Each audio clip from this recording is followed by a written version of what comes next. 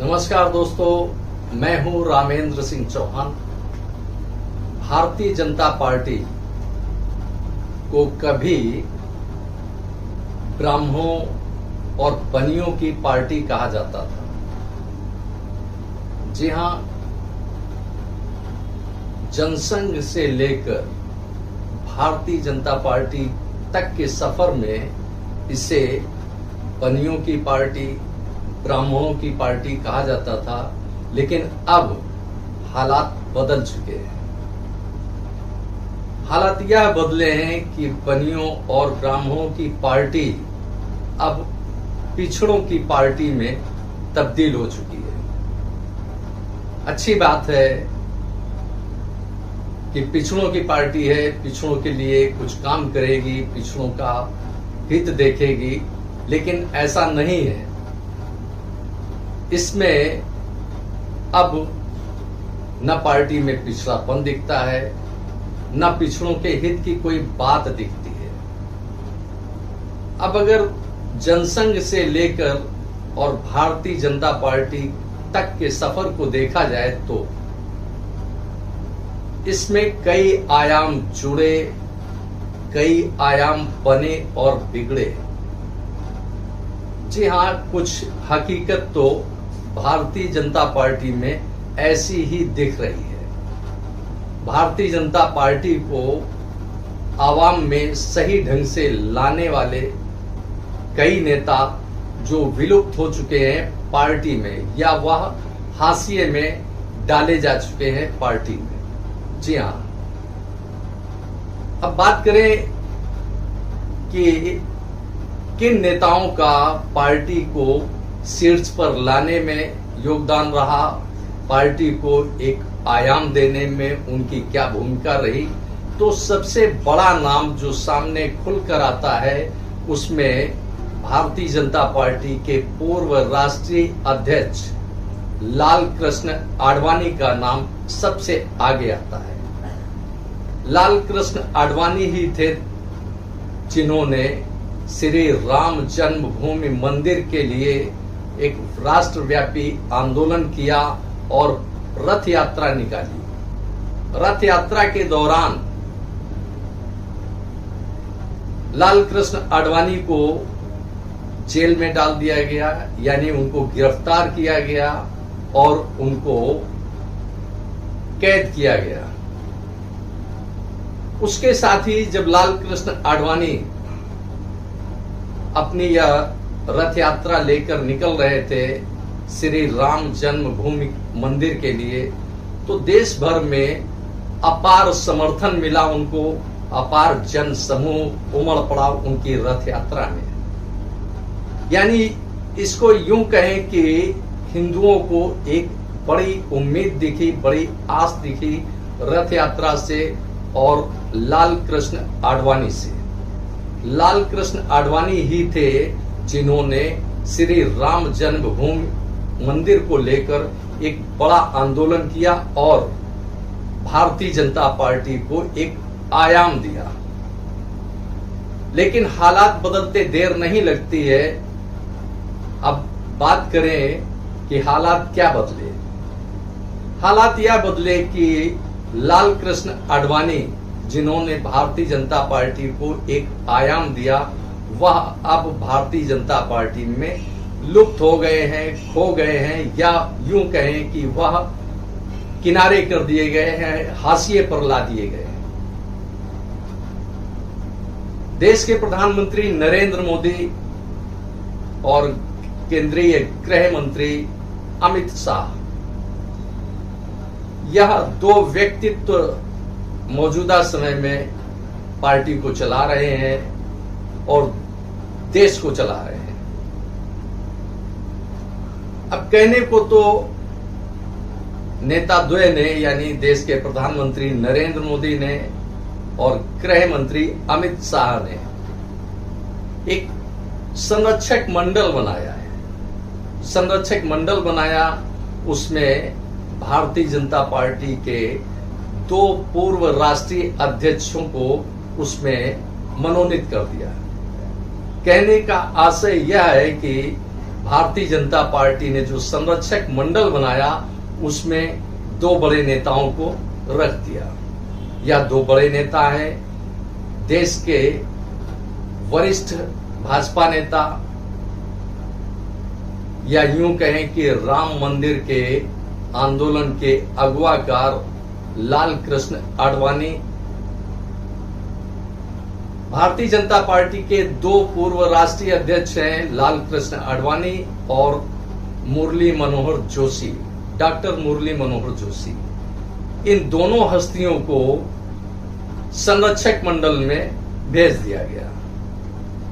अब संरक्षक मंडल की भूमिका क्या होती है, इस पर कभी न कोई खुलकर भारतीय जनता पार्टी ने बात की और न ही उस पर कोई ध्यान दिया। तो इस तरह से यह कहा जा सकता है मित्रों कि इन दोनों नेताओं को, डॉक्टर मुरली मनोहर जोशी को और लाल कृष्ण आडवाणी को संरक्षक मंडल में भेजकर भारतीय जनता पार्टी ने एक तरह से नेता द्वय, देश के प्रधानमंत्री नरेंद्र मोदी और केंद्रीय गृह मंत्री अमित शाह ने उनको किनारे कर दिया। कुछ हालात तो यही दिख रहे हैं।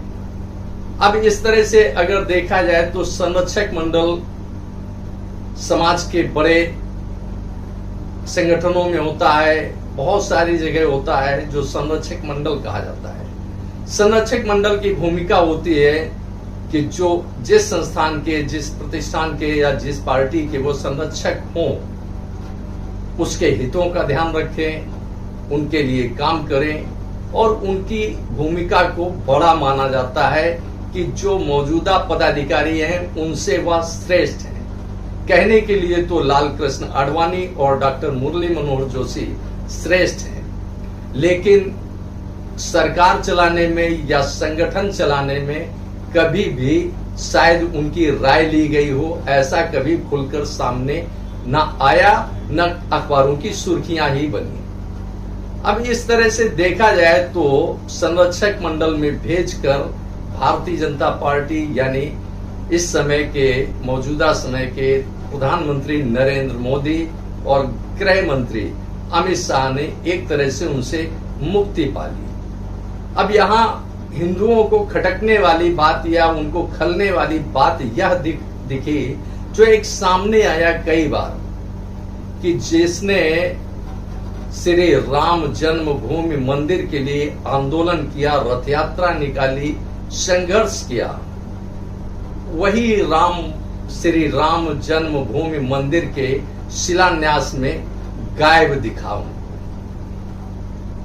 यूं कहें कि वह दिखे नहीं या दिखाए नहीं गए, दोनों बातें हो सकती हैं। शिलान्यास में जब श्री राम जन्मभूमि मंदिर का शिलान्यास हुआ, देश के प्रधानमंत्री थे वहां पर, लेकिन न तो लाल कृष्ण आडवाणी को आमंत्रित किया गया, न डॉक्टर मुरली मनोहर जोशी ही बुलाए गए।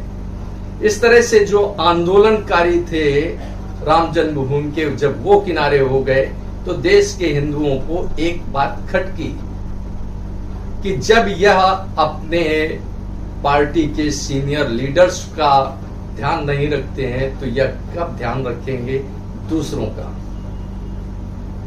बात यही खत्म नहीं होती है, बात इसके आगे भी जाती है कि लाल कृष्ण आडवाणी और डॉक्टर मुरली मनोहर जोशी एक उम्मीद रखे थे, हालांकि उन्होंने कभी भी अब इस बारे में खुलकर नहीं कहा और न उनके कभी कोई बयान आए हैं, लेकिन एक देश को या समाज को या राष्ट्र को एक उम्मीद थी कि शायद इन दोनों बड़े नेताओं में किसी को राष्ट्रपति बनाया जाए या किसी अन्य बड़े पद पर रखा जाए। ऐसा कहीं कुछ सामने नहीं आया। तो इस तरह से जो ब्राह्मणों की पार्टी थी, वह पिछड़ों की पार्टी जो तब्दील हुई, उसने किसको किसको हाशिए पर लाया, यह सब देखा जा रहा है और समाज देख रहा है, इस पर अपनी क्रिया भी व्यक्त करता है। अभी हाल में कुछ खबरें आ रही हैं जिसमें भारतीय जनता पार्टी के एक और पूर्व राष्ट्रीय अध्यक्ष नितिन गडकरी को भी इन दिनों हाशिए पर लाने की दिशा दिख रही है हाशिए पर लाने का। काफी कुछ ये दिख रहा है कि वह हाशिए पर लाए जा रहे हैं, क्योंकि जिस तरह से उनको संसदीय बोर्ड से पिछले दिनों हटाया गया, वह एक खलबली को बताता है कि भारतीय जनता पार्टी में किस तरह से आंतरिक द्वंद्व चल रहा है।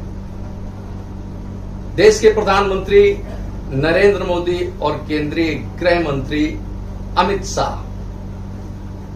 शाह को राजनीति का चाणक्य कहा जाता है, और कहा भी जाना चाहिए क्योंकि उनकी भूमिका कुछ ऐसी ही दिखती है। क्योंकि जहां भी सरकारें बनती बिगड़ती हैं, वहां कहीं न कहीं प्रत्यक्ष अप्रत्यक्ष रूप से अमित शाह की मौजूदगी अवश्य होती है। अब बात यही खत्म नहीं होती है कि भारतीय जनता पार्टी ने क्या खोया क्या पाया। अब अगर उसने यानी जो भी नेतृत्व है, नेतृत्व मुख्य रूप से देखें तो इस समय मौजूदा समय में भारतीय जनता पार्टी का नेतृत्व देश के प्रधानमंत्री नरेंद्र मोदी और केंद्रीय गृह मंत्री अमित शाह के हाथों में है। हालांकि वह संगठन में भले ही ना हो, लेकिन संगठन उन्हीं के इशारे पर चलता है और उन्हीं के दिशा निर्देश मार्गदर्शन पर चलता है। ऐसे संकेत भी मिलते रहते हैं और यथा स्थिति भी यही है। ऐसे में बहुत सारी तब्दीलियां हुई, बहुत सारी चीजें हुई। अब जिन दलों से अब देखें तो भारतीय जनता पार्टी को अपने हिसाब से कई जगह सरकार को पलटते उलटते भी देखा गया कि कहां सरकार थी। जैसे महाराष्ट्र में शिवसेना के साथ भारतीय जनता पार्टी का गठबंधन था और भारतीय जनता पार्टी एक तरह से अप्रत्यक्ष रूप से वहां सरकार में थी। लेकिन यह चाणक्य यानी भारतीय जनता पार्टी के जो चाणक्य कहे जाते हैं अमित शाह, उन्होंने प्रयास भी किया कि सरकार वहां बने, लेकिन कुछ हालात दूसरे तब्दील हुए और इस मौके को कैश कराया कांग्रेस ने और शरद पवार ने कैश कराया। खैर वो एक अलग बात है।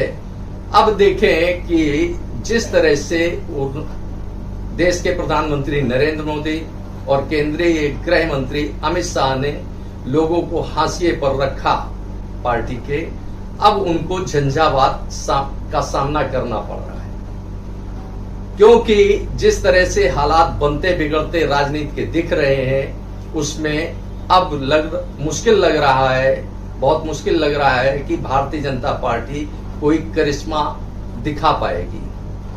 जिस प्रकार देखा जाए तो दिल्ली के मुख्यमंत्री अरविंद केजरीवाल हिमाचल प्रदेश और गुजरात, इन दो राज्यों में तेजी से सक्रिय हैं। उससे निश्चित रूप से यह लगता है कि कहीं न कहीं वह भाजपा को तगड़ी चोट देना चाहते हैं। आम आदमी पार्टी यानी अरविंद केजरीवाल ने दिल्ली में सरकार बनाई, 2 टर्न, दूसरे टर्न की यह सरकार है, यानी सरकार का यह दूसरा कार्यकाल दिल्ली में चल रहा है आम आदमी पार्टी का। अब आम आदमी पार्टी के मुखिया अरविंद केजरीवाल ने इसके बाद पंजाब को भी हथिया लिया। पंजाब हथियाने के यानी पंजाब में आम आदमी पार्टी की सरकार बनी। अब इसके बाद अरविंद केजरीवाल यानी आम आदमी पार्टी का अगला निशाना जो दिख रहा है वह हिमाचल प्रदेश और गुजरात दिख रहा है। गुजरात में अगर भारतीय जनता पार्टी पराजित होती है विधानसभा चुनाव में, तो यह भारतीय जनता पार्टी के अस्तित्व के लिए उसको एक बड़ा खतरा है। क्योंकि जिस प्रकार अब बात यहां एक और आती है, रेवड़ी बांटने के लिए दोनों तरफ से वाक युद्ध पिछले दिनों, शब्दवाण पिछले दिनों देखने में सुनने में आए। अब अगर आम आदमी पार्टी के मुखिया अरविंद केजरीवाल दिल्ली में पानी सप्लाई मुफ्त दे रहे हैं, बिजली मुफ्त दे रहे हैं, तो केंद्र सरकार देश के 81 करोड़ गरीबों को राशन मुफ्त दे रहे हैं। यानी दोनों तरफ से रेवड़ी बांटी जा रही है। अब इस पे आरोप प्रत्यारोप लगाना ये राजनीतिक कारण हो सकते हैं, लेकिन हकीकत तो यही है कि जब भारतीय जनता पार्टी ने देखा कि आम आदमी पार्टी दिल्ली में पानी और बिजली दोनों मुफ्त देकर सरकार बना सकती है, तो क्यों ना देश भर में गरीबों को राशन मुफ्त दे करके सरकार बनाने का अपना मार्ग प्रशस्त कर सकते हैं। क्योंकि इसके दो बड़े कारण हैं। अब यही बड़ा कारण है कि इन्होंने यानी आम आदमी पार्टी ने अपना दावा किया था, वादा किया था कि पंजाब में सरकार बनेगी तो बिजली मुफ्त देंगे, पानी मुफ्त देंगे। तो आम आदमी पार्टी की सरकार जैसे ही बनी, पंजाब के मुख्यमंत्री भगवंत मान और अरविंद केजरीवाल ने यह घोषणा की कि पंजाब में बिजली मुफ्त दी जा रही है और पंजाब में बिजली मुफ्त मिलने लगी। इसी तरह से अरविंद केजरीवाल यानी आम आदमी पार्टी के मुखिया गुजरात में व्यापारियों के हित की बात कर रहे हैं कि हम व्यापारियों को सहूलियतें देंगे, लोगों को बिजली मुफ्त देंगे, पानी मुफ्त देंगे, शिक्षा की व्यवस्था करेंगे, स्वास्थ्य की व्यवस्था यानी चिकित्सा और स्वास्थ्य की व्यवस्था करेंगे। तो कहीं न कहीं यह भारतीय जनता पार्टी पर कड़ी चोट होगी। अब यही देखें तो भारतीय जनता पार्टी का एक धुर विरोधी आम आदमी पार्टी है, तो वहीं दूसरी तरफ राष्ट्रव्यापी स्तर पर देखें तो कांग्रेस उसकी धुर विरोधी है। यानी कांग्रेस और भारतीय जनता पार्टी दोनों एक दूसरे के आमने सामने दिखते हैं। कांग्रेस के पूर्व राष्ट्रीय अध्यक्ष राहुल गांधी इन दिनों भारत जोड़ो यात्रा पर है। करीब 3,500 किलोमीटर की लंबी यह पद यात्रा भारतीय जनता पार्टी को कहीं न कहीं खटक रही है, क्योंकि जिस प्रकार राहुल गांधी की भारत जोड़ो यात्रा के दौरान जनसमूह उमड़ रहा है, लोग उमड़ रहे हैं, भीड़ उमड़ रही है, वह आश्चर्यचकित तो करती ही है। इसके साथ ही भारतीय जनता पार्टी की भी धड़कनें बढ़ा रही है। तो एक तो भारतीय जनता पार्टी का विरोधी हो गया आम आदमी पार्टी, तो दूसरी तरफ कांग्रेस भी उसकी राह में यानी भारतीय जनता पार्टी की राह में जो सत्ता पाना चाहती है, सत्ता में है, उसकी राह में कांग्रेस कांटे बिछा रही है, तो वहीं आम आदमी पार्टी भी कांटे बिछा रही है। अब बिहार के नीतीश बाबू की बात करें तो अभी तक वह भारतीय जनता पार्टी के साथ गठबंधन में सरकार में थे, लेकिन वह अब गठबंधन से अलग हो गए। तो इस तरह देखा जाए तो 2024 में लोकसभा चुनाव के लिए प्रधानमंत्री नरेंद्र मोदी और केंद्रीय गृह मंत्री अमित शाह के सामने यानी ओवरऑल कहें तो भारतीय जनता पार्टी के सामने एक कड़ी चुनौती है। जिस प्रकार वह लोगों को हाशिए पर लगाते आए, यानी जो भी दल उभरा या जो भी नेता पार्टी में उभरा, उसे कहीं न कहीं वह हाशिए पर लगाते आए। इस तरह से पूरे परिप्रेक्ष्य में अगर देखें तो भारतीय जनता पार्टी में जो भी नेता उभरा वो साइड हो गया, किनारे हो गया, चाहे वो लाल कृष्ण आडवाणी की बात हो, चाहे डॉक्टर मुरली मनोहर जोशी की बात हो या नितिन गडकरी की बात हो। इसी के साथ ही बात करते हैं उत्तर प्रदेश की, कि जहां भारतीय जनता पार्टी के सामने उसके राजनीतिक विरोधी हैं, तो वहीं भारतीय जनता पार्टी आंतरिक कलह से भी बुरी तरह से जूझ रही है। यह खामियाजा उसको लोकसभा चुनाव में भुगतना पड़ सकता है। क्योंकि अब देखें तो उत्तर प्रदेश से एक बड़े नेता है राजनाथ सिंह। राजनाथ सिंह भले ही बड़े नेता हों, लेकिन वह कभी देश के प्रधानमंत्री नरेंद्र मोदी और केंद्रीय गृह मंत्री अमित शाह के इस पूरे दौर में कहीं भी वह राजनाथ सिंह उभर कर बड़े नेता के रूप में नहीं आए। क्योंकि कहीं न कहीं हो सकता है, संभव है, या जो भी स्थितियां हो भारतीय जनता पार्टी के आंतरिक क्षेत्र में, आंतरिक संगठन में, तो राजनाथ सिंह को कहीं न कहीं बर्दाश्त किया जा रहा है बमुश्किल, क्योंकि राजनाथ सिंह कोई टीका टिप्पणी नहीं करते हैं, एकदम शांत रहते हैं, जबकि नितिन गडकरी अक्सर टीका टिप्पणी कर चर्चा में भी आ जाते हैं और वह चर्चित भी रहते हैं, क्योंकि नितिन गडकरी का मानना है कि मेरा अपने काम में विश्वास है, अपनी रणनीति में विश्वास है। इस प्रकार जो देखें तो भारतीय जनता पार्टी आंतरिक कलह से भी जूझ रही है, तो बाहर उसके सामने विरोधी पार्टियां भी खड़ी हैं, चाहे वो कांग्रेस हो या जनता दल यू हो या आम आदमी पार्टी हो, या तीनों उसके खिलाफ कहीं न कहीं मुस्तैदी से खड़े हैं, जो सत्ता में उसे चुनौती देने जा रहे हैं और दे रहे हैं। तो जहां भारतीय जनता पार्टी एक आंतरिक कलह से है, वहीं उसे धुर विरोधियों का भी सामना करना पड़ रहा है। अब बात करते हैं देश के आवाम की। लाल कृष्ण आडवाणी ने जब श्री राम जन्मभूमि के मंदिर के लिए आंदोलन किया, यात्रा निकाली, उस समय देश का हिंदू एक उम्मीद के साथ भारतीय जनता पार्टी के साथ आया कि वह हिंदुओं की रक्षा करेंगे, हिंदुओं के हितों का ध्यान रखेंगे। लेकिन राम जन्मभूमि मंदिर के निर्माण के साथ ही हिंदुओं को बहुत कुछ दिखा कि वह केवल कैश कराना चाहती है, हिंदुओं को उसके हितों पर कितना ध्यान है, उसके पूरे संपूर्ण उसके रक्षा के लिए कितना ध्यान है, यह एक बड़ी बात है। अब बात करते हैं कि जिस तरह से देश के केंद्रीय गृह मंत्री अमित शाह और देश के प्रधानमंत्री नरेंद्र मोदी ने दुनिया में निश्चित रूप से भारत की साख को बढ़ाया है। भारत की साख, चाहे वो जर्मनी हो, ऑस्ट्रेलिया हो, यूके हो या अमेरिका हो, इनके बीच में, या रूस हो, कहीं भी हो, भारत ने अपनी साख बढ़ाई है। वो अभी देश के प्रधानमंत्री नरेंद्र मोदी के नेतृत्व में साख बढ़ी है।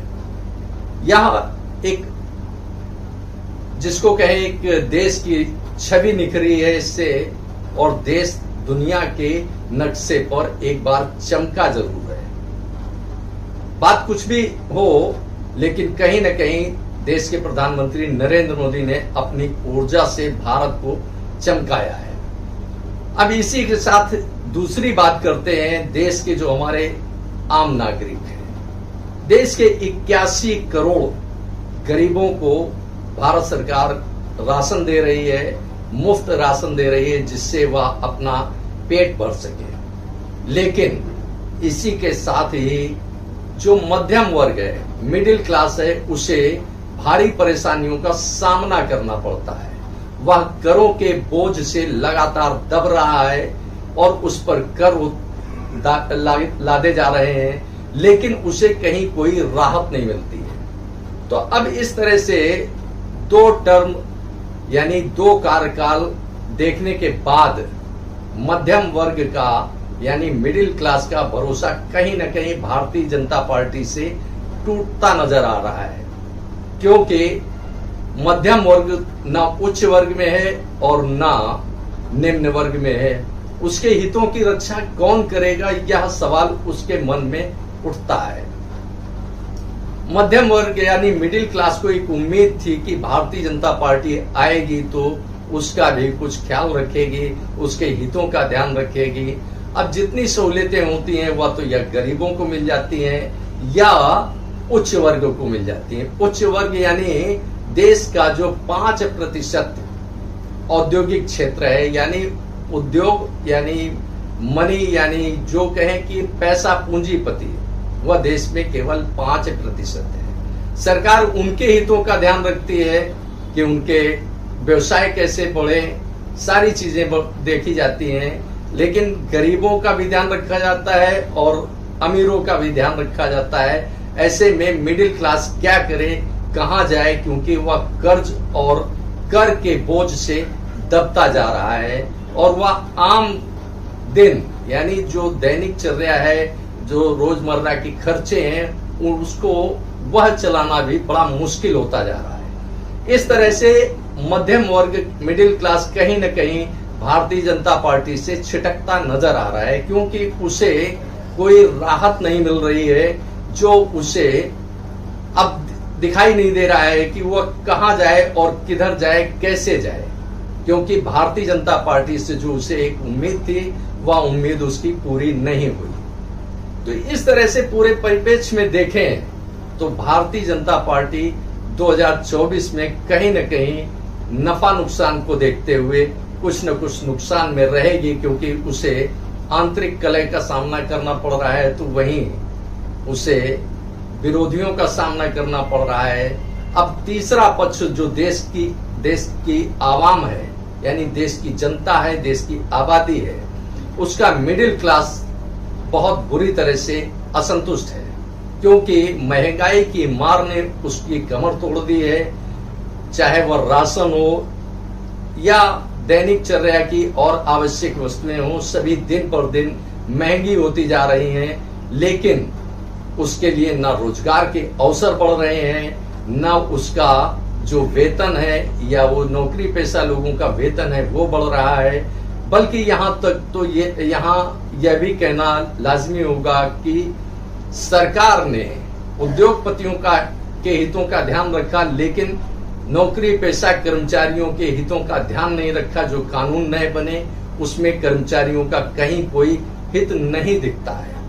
इस प्रकार पूरे कथानक को देखें तो जनसंघ ने जो अपनी अवधारणा बनाई थी देश के लिए, और भारतीय जनता पार्टी ने जो अवधारणा बनाई, जो उसने अपना एजेंडा तैयार किया, वह कुल मिलाकर के मध्यम वर्ग के लिए कहीं न कहीं एक कटु अनुभव रहा।